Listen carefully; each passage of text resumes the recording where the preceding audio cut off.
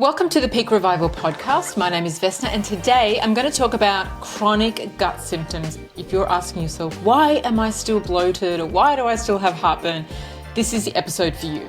If you have chronic gut symptoms, these long-term symptoms of bloating, heartburn, reflux, pain in your gut, whatever it is, but something that's been with you for a long time and you feel like you've thrown everything at it, right? You've done the gut work, the supplements, the probiotics, the expensive gut function tests, and changed your diet, and everything still feels like it's at the same point. Then in this episode, I really want to share with you what are the things that I've noticed about this in my own personal journey and that of my clients and over the last 20 years about what can make a significant difference to these symptoms for you. So many years ago when I went through my burnout journey, I had severe gut bloating. I always looked like I was about 6 months pregnant. I had a lot of food intolerances. I remember going to another practitioner to get a food intolerance test, and she was like, I've never seen anyone with this many food intolerances, right? And I knew it because whatever I ate created discomfort, and there was a very limited amount of food that I could eat and enjoy. And actually on my food intolerance test, what came back was the only thing that I wasn't allergic to or intolerant to was meat. So chicken, meat, fish. Everything else was giving me a reaction. And I wasn't surprised because I knew I had such bad gut symptoms that my gut was going to react to everything, right? But maybe like you, I went through and I did all the gut work. I took all the supplements, the probiotics, the enzymes, the hydrochloric acid to help with protein breakdown, and did all this gut repair work, but it wasn't making any difference. And I was stuck in this place for 5 years and had these chronic symptoms that got so much of my attention, caused so much frustration for me because I felt so uncomfortable. I felt like I couldn't fit into my clothes, and by the end of the day, everything was distended, right? And again, I was stuck in this cycle for 5 years. Now, the shift for me came when I had stress that passed, right? So I was in a relationship that I was unhappy with, and when that relationship ended, I found myself, I went to my mum's and I stayed with my mum for a while, and I was eating foods that I hadn't been able to eat in like 5 years, like pasta, bread, rice, all of these foods that I hadn't been able to touch in years, and they weren't giving me any discomfort. So this completely blew my mind. I couldn't understand what was happening here and how that change went from 1 week to the next. Now, I'm not saying leave your relationship or your job or anything like that, but I came to realize that the stress and the cortisol that my body was producing was preventing my gut from healing. Even though I took all the right supplements and did all the right things for my gut, it was preventing my gut from healing. So in this episode, I really want to share with you what moves the needle, what really makes a difference, particularly if you have chronic gut symptoms, okay? I have clients that when they come to me, they have anxiety about their gut symptoms, right? They are so concerned by them, one, because they're persistent, and other, because they feel like it could be something more sinister going on there that hasn't been detected yet. So it creates a lot of anxiety and a lot more tension for them. So number one, what I recommend, what I've seen, you've got to do the gut work, right? That's one thing. Like I had done the gut work for 5 years, and then when my stress reduced, it was so accelerated, and that's why I had that effect, right?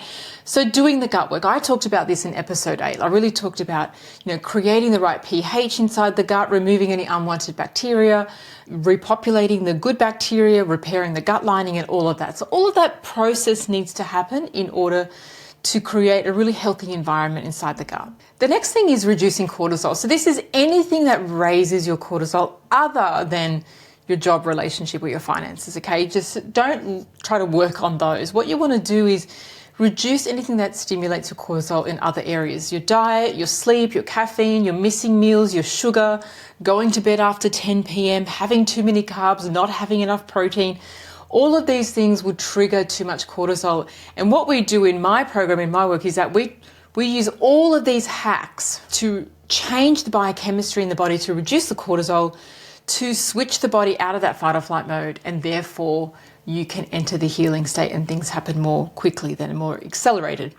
And so instead of trying to overhaul your life, what you want to do is implement these dietary and lifestyle hacks in order to kind of trick your body into reducing cortisol levels, and that way your body can start to heal. The other big factor in reducing cortisol is mental stress. I've talked about this a few times in these podcast episodes.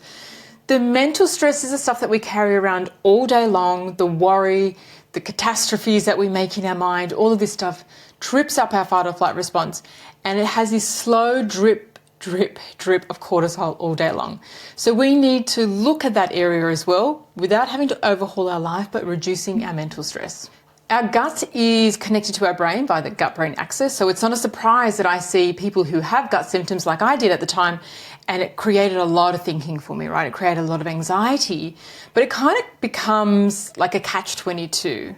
So what I see in the third thing, which is probably the really big thing to focus on or to have awareness of, is this hypervigilant thinking. So I see people with chronic gut symptoms always assessing where they're at.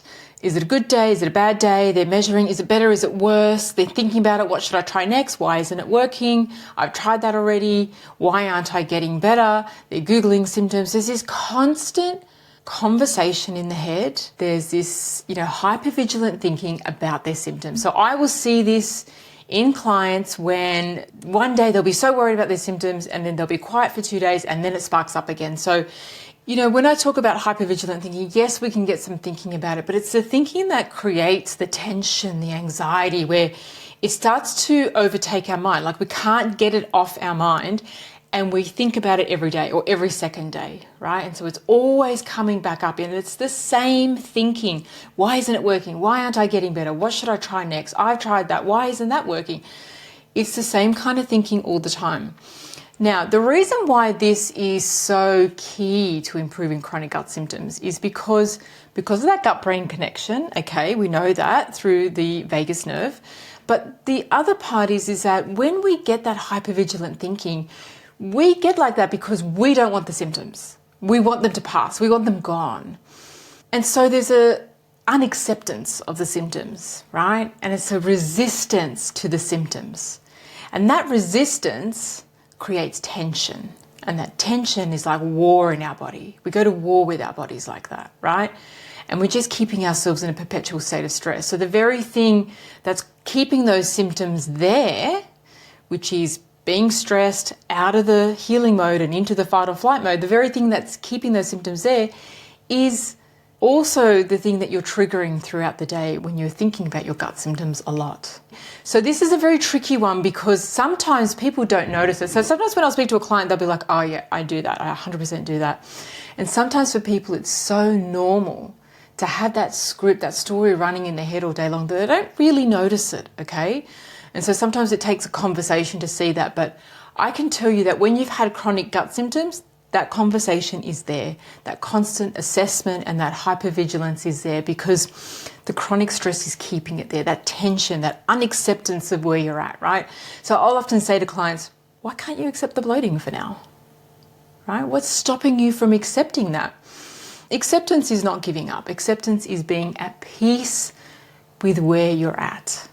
And sometimes our body creates symptoms because it wants to get our attention to navigate us in a different direction. But if we're in resistance mode, we can't hear any of that, right? And the symptoms persist and persist and persist, right? I want to give you an example because I often talk about this because it's a really good one.